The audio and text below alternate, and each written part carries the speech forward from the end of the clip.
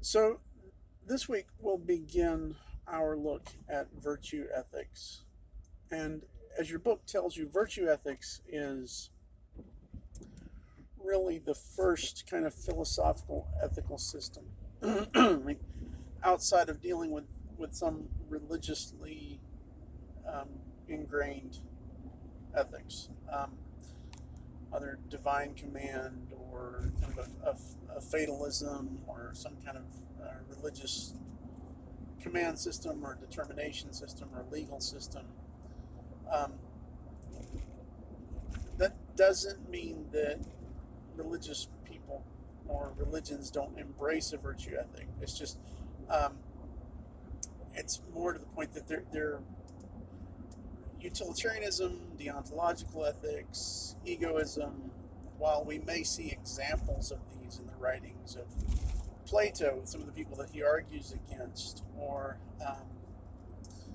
you'll see these exhibited in some sense in the way certain people live their lives and various sayings in literature. You don't have a kind of a codified ethical system for any of those until you get pretty close to the modern era. But um, Aristotle really, in his philosophies and his ethical writings, codifies um, kind of ethical ideals that have been floating around, that have been part of Socrates' ideas, part of Plato's writings. Um, Aristotle really tries to lay out what those are. So he produces these works of ethics that for him are tied closely to politics. Because for Aristotle, um, as you'll see, ethics have to do with living a flourishing human life. Now, your textbook and a lot of other places will say, that Aristotle, it often gets translated as happiness, eudaimonia. Um, but um, eudaimonia translates better, I would say, as flourishing, as kind of fulfillment of life. Um, because in our context, happiness often has a just kind of a, hey, I'm feeling good today, I'm having a good day, um, happy birthday, we had a party, I ate my favorite food. Um, that's not the extent of what Aristotle is talking about with his eudaimonia. This has to do more with kind of living life fully to to the degree that you fulfill um, what is the purpose of life, and that is what eudaimonia has to do with. So um, don't get tripped up in the statements about happiness. Don't get tripped up thinking that this is like utilitarianism. The introduction to your textbook talks about how um, virtue ethics are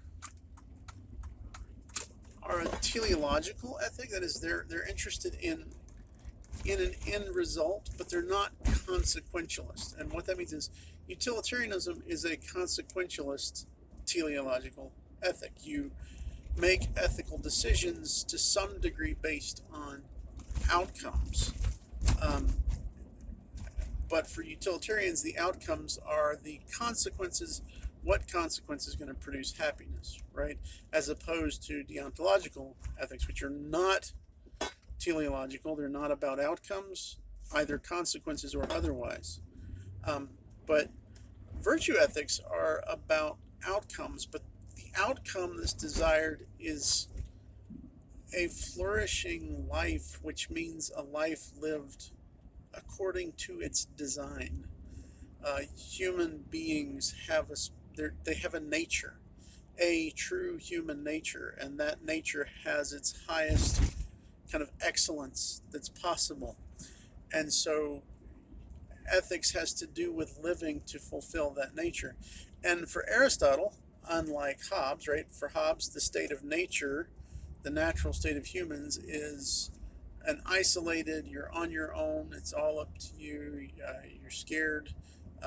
It's every man for himself, and so we form political institutions in order to preserve life and protect ourselves. That's kind of Hobbes in a nutshell. Um, Aristotle's coming from a different direction. The nature of humanity is to live in these kind of social communities and to live a flourishing, fully kind of healthy, um, fulfilled life. It requires a steady, stable, um, kind of successful political community um, that is as a community working towards those kind of ends of human flourishing. So that's sort of teleological. Teleological means directed towards the ends or the purposes. So human life has a purpose, it has an end, it has a nature, and that nature exists in community. And so ethics are part of politics for Aristotle. They're not merely laws, but they're part of politics. So you'll see that in Aristotle. But the other thing to keep in mind as we look at this is that Aristotle's ethics are not the only teleological ethical system. The argument can be made that Christianity offers a teleological ethical system, and here's what I mean. There is this sense in which loyalty and devotion to Jesus Christ is at the heart of Christianity, and out of that loyalty and devotion is the recognition that this Jesus, who is God become man, is the perfect fulfillment of what it means to be human. And so the goal for the Christian, as the writer John the Apostle says, is you will be like him, Jesus, for you will see him as he is. In other words, the goal of humans is to become more and more fully the image of God. In other words, more and more fully like Jesus Christ. So John at one point says you need to walk, having to do with the way you live your life, as he walked. In other words, you need to live like Jesus. The Apostle Paul, in a lot of his letters, talks about putting on Christ. And in putting on Christ, you become more like Christ. So Christianity is, in some sense, a virtue ethical system. In your textbook, we'll see other discussions of other ethical systems that are based in virtue ethics. At first, we're just going to look at Aristotle. Sandel looks at Aristotle, and there'll be some problems with Aristotle, but don't assume that the problems of Aristotle are all problems for virtue ethics. And full disclosure, my stance is a Christian-rooted virtue ethic. That's where I come from. But Christian or not, I think there's a lot of value to virtue ethics that deals with a lot of the problems that other ethical systems have. It's one of the oldest, it's one of the first philosophical systems of ethics, like I mentioned. But I would argue that it's also one of the best, one of the most effective ways, because you can't make enough rules to handle life adequately. You just can't. Virtue ethics isn't a denial of rules, but it's a sense in which rules are rooted in principle, and also what I mean by that you'll see in Aristotle as well, because Aristotle in the readings, first readings from Aristotle in the textbook, you're going to see he talks about this thing that's often referred to as the golden mean, that the virtues are kind of this intermediary position between extremes. So courage is an intermediary between cowardice and rashness, right? But he's going to say there are some big things that there just is no intermediary. There isn't. They're just by nature and at their core wrong things that you cannot do.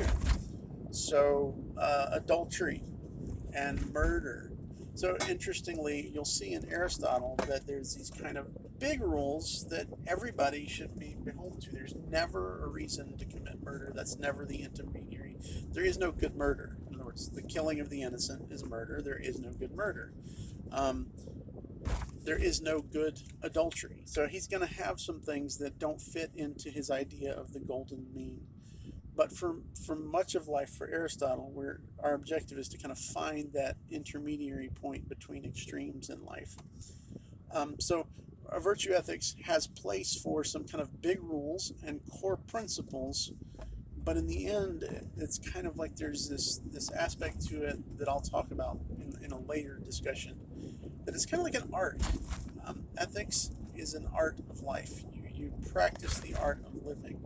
And how do you learn to practice an art? Well, you learn usually from copying a master of the art, right?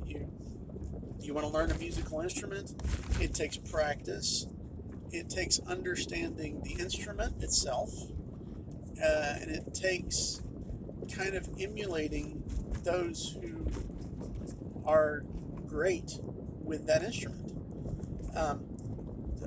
Similar to painting, right? You may eventually kind of branch off and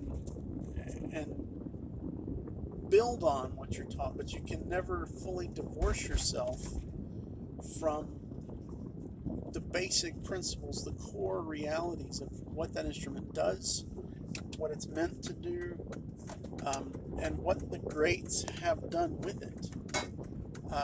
You never fully leave that. You can build on it, but you never leave it. It's like an art form. So for the virtue ethicist, ethics, morals are that way. There are core principles. There's a central design to human life. There is a reality towards which you're trying to fulfill the purposes. So, to be fully and completely human, to be in some sense authentically human to the fullest, is the goal. And so you have these masters who have done that, and you're trying to emulate them, noticing what rules they keep that are unbreakable, but also noticing how they apply principles and learning to apply those principles yourself, so that you're not always just making new rules, but you're learning to really fully live life in a flourishing way in a community. That's how ethics work. So that's where we're going. That's what we're going to be looking at. The Sandel lecture, the opening lecture, he lays out some of the positive aspects of virtue ethics. Before we're done, there's a lecture from him where he will give some critiques of virtue ethics, and I'll give some kind of counter arguments to his critiques. I think a lot of his criticism can actually be answered by virtue ethics, whereas often the criticisms of utilitarianism, of egoism, of deontological ethics, I at least have not found a satisfactory answer from within their system, right? But within virtue ethics, I think you can expand on the principles of virtue ethics to answer the criticisms of virtue ethics. So we'll be looking at that for a bit here. The first reading and the first lecture deal with Aristotle, and then we'll come bring in some of the other readings and Sandel's critique, and then my kind of counter argument.